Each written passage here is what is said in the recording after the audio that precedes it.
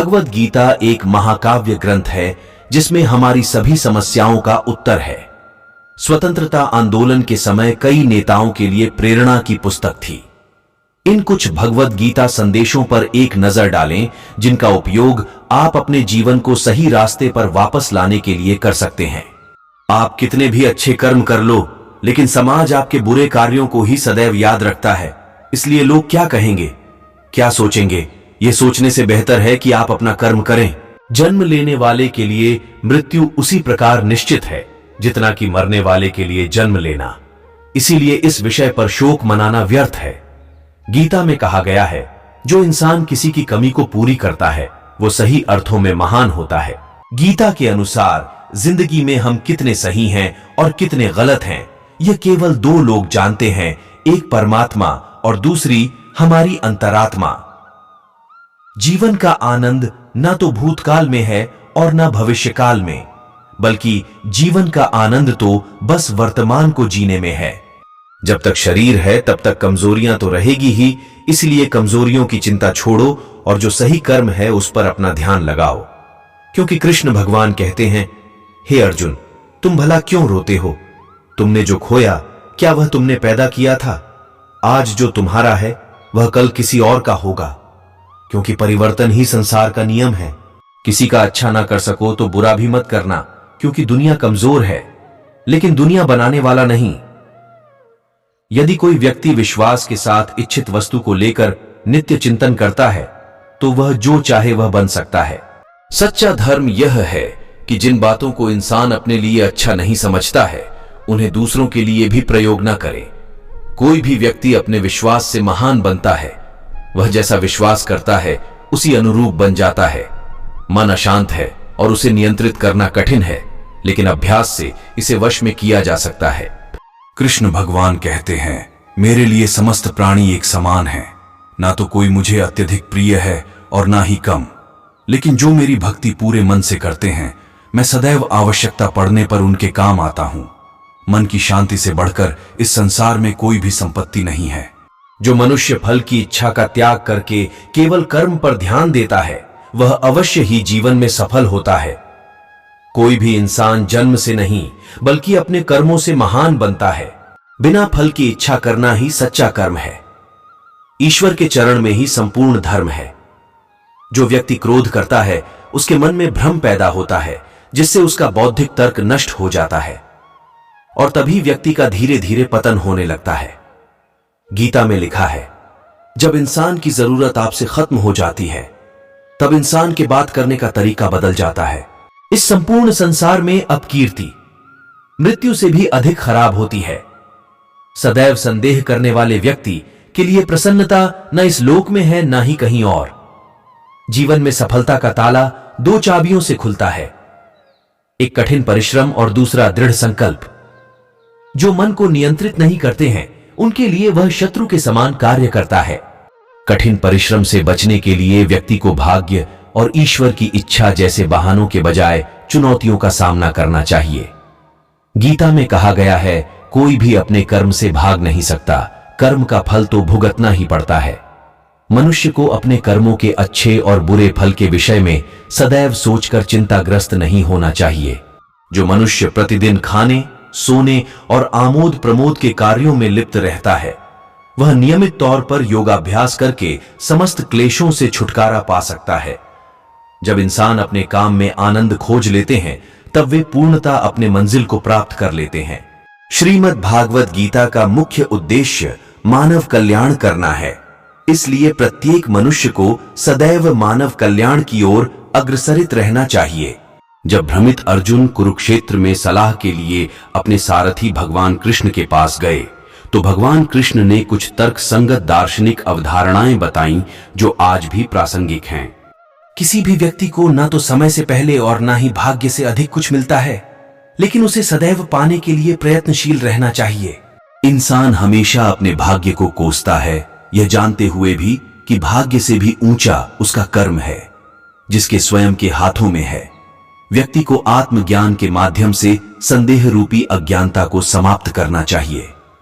मैं उन्हें ज्ञान देता हूं जो सदा मुझसे जुड़े रहते हैं और जो मुझसे प्रेम करते हैं।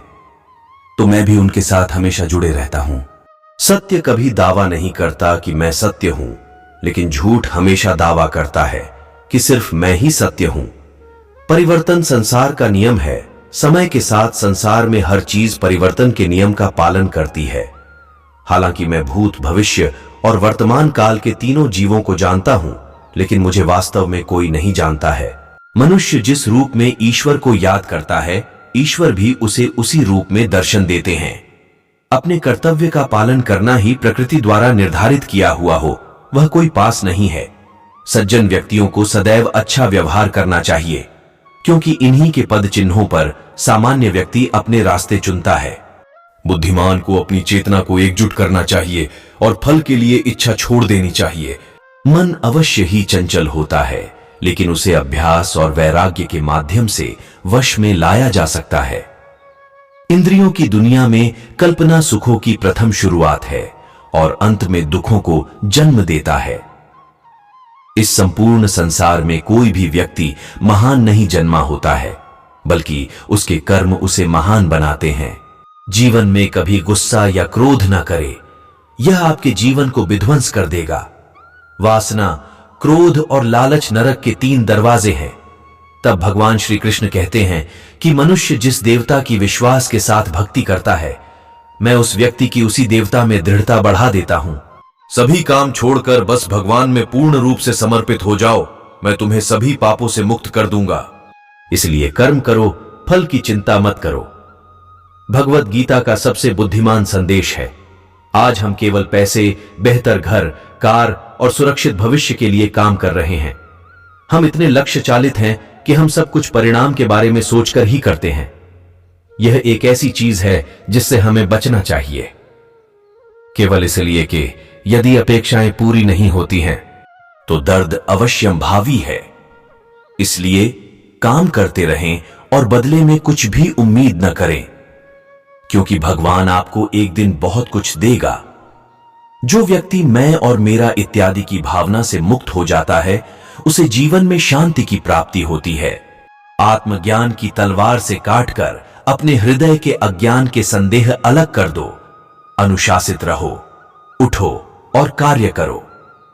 जिस प्रकार से प्राकृतिक मौसम में बदलाव आता है, ठीक उसी प्रकार से जीवन में भी सुख दुख आता रहता है। वह कभी स्थायी नहीं रहते हैं। इस जीवन में ना कुछ खोता है, ना व्यर्थ होता है। जो लोग परमात्मा को पाना चाहते हैं, वह ब्रह्मचर्य का पालन करते हैं। भगवान श्री कृष्ण कहते हैं कि मैं इस संसार की सुगंध हूं, अग्नि की ऊष्मा हूं और समस्त जीवित प्राणियों का आत्म संयम हूं। बुद्धिमान व्यक्ति कभी भी कामुक सुख में आनंद लेते हैं। वह सदैव मोक्ष की प्राप्ति में लगे रहते हैं। वह जो सभी इच्छाएं त्याग देता है, उसे शांति की प्राप्त होती है। संपूर्ण संसार में जब अधर्म और पाप बढ़ता है, तो मैं धर्म की पुनः स्थापना के लिए धरती पर अवतार लेता हूं। जैसे अंधेरे में प्रकाश की ज्योति जगमगाती है, ठीक उसी प्रकार से सत्य की चमक भी कभी फीकी नहीं पड़ती। इसलिए व्यक्ति को सदैव सत्य बोलना चाहिए। मैं सभी प्राणियों के हृदय में विद्यमान हूं। जो व्यक्ति मृत्यु के दौरान मेरा नाम लेता है, वह सदैव मेरे ही धाम को प्राप्त होता है। इसमें कोई शक नहीं है। ऐसा कुछ भी नहीं, चेतन या अचेतन, जो मेरे बिना अस्तित्व में रह सकता हो। परिवर्तन ही इस संपूर्ण संसार का नियम है। इसलिए व्यक्ति को कभी अपने वर्तमान पर घमंड नहीं करना चाहिए। जिसने जन्म लिया है, उसकी मृत्यु निश्चित है और मृत्यु के पश्चात पुनर्जन्म भी निश्चित है।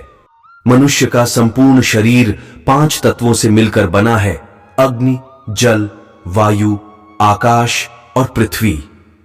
और अंत में उसके शरीर को इन्हीं 5 तत्वों में ही विलीन हो जाना है। व्यक्ति को अपने आप को सदैव ईश्वर को समर्पित कर देना चाहिए। तभी वह दुखों, चिंता और परेशानियों से मुक्त रह सकता है।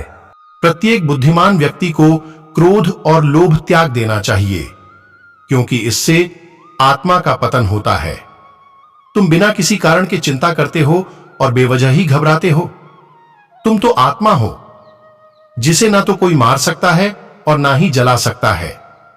यही जीवन की सच्चाई है, जिसे प्रत्येक व्यक्ति को जानना चाहिए।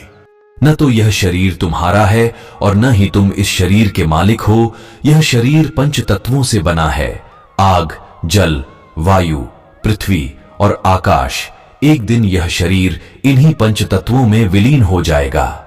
मनुष्य जन्म लेता है तो उसके पास सांसें तो होती हैं, पर कोई नाम नहीं होता। जब मृत्यु होती है तो उसके पास नाम तो होता है, पर सांसें नहीं होती।